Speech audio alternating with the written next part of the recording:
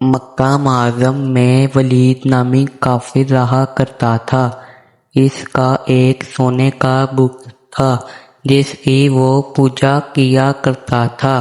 ایک دن اس بت میں حرکت پیدا ہوئی اور وہ کہنے لگا، لوگو، محمد اللہ کا رسول نہیں ہے، اس کی تصدیق مت کرنا۔ ولید بڑا خوش ہوا اور باہر نکل کر اپنے دوستوں سے کہنے لگا، مبارک ہو، آج میرا معبود بولا ہے اور صاف صاف اس نے کہا کہ محمد اللہ کا رسول نہیں ہے۔ یہ سن کر لوگ اس کے گھر آئے اور دیکھا کہ واقعی اس کا بت یہ جملے دہرا رہا ہے۔ وہ لوگ بہت خوش ہوئے اور دوسرے دن ایک عام اعلان کے ذریعے ولید کے گھر میں ایک بہت بڑا اجتماع ہو گیا تاکہ اس دن لوگ اس کے منہ سے وہی جملہ سنیں۔ اس بڑے اجتماع میں ان لوگوں نے حضور صلی اللہ علیہ وآلہ وسلم کو بھی دعوت دی تاکہ حضور صلی اللہ علیہ وآلہ وسلم خود تشریف لا کر بت کے منہ سے وہی جملے سنیں۔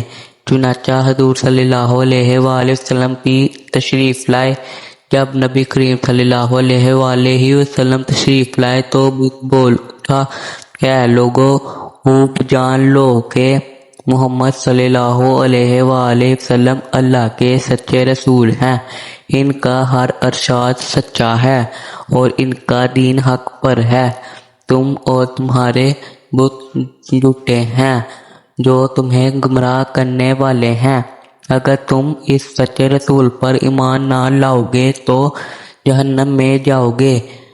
اس عقل مندی سے کام لو اور سچے حضور صلی اللہ علیہ وآلہ وسلم کی غلامی اختیار کر لو۔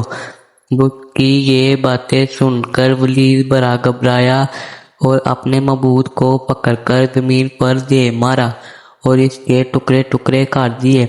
حضور صلی اللہ علیہ وآلہ وسلم فاتحانہ طور پر واپس ہوئے تو راستے میں ایک گھوڑا سوار جو سب پوش تھا حضور صلی اللہ علیہ وآلہ وسلم سے ملا۔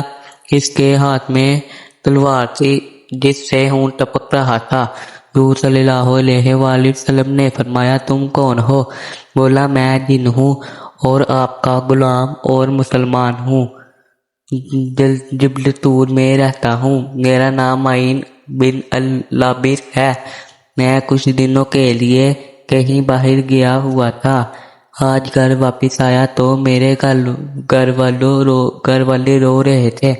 میں نے وجہ پوچھی تو معلوم ہوا کہ کافر جن جس کا نام مصفر تھا وہ مکہ میں آ کر ولید کے بت میں گھس کر حضور صلی اللہ علیہ وآلہ وسلم کے خلاف فضول گوئی کر گیا ہے اور آج پھر وہی بکواس دوبارہ بت میں گھس کر کرنے والا تھا۔ اس سے پہلے وہ آپ کے متعلق بکواس کرتا، یا رسول اللہ صلی اللہ علیہ وآلہ وسلم، مجھے سخت غصہ آیا۔ میں تلوار لے کر اس کے پیچھے دوڑا اور اسے راستے میں قتل کر دیا۔ پھر میں خود ولید کے بت میں گھس گیا اور اب جو کچھ کہا میں نے کہا۔ حضور صلی اللہ علیہ وآلہ وسلم نے یہ قصہ سنا تو بڑی خوشی کا اظہار کیا اور اپنے اس جن غلام کے لیے دعا فرمائی۔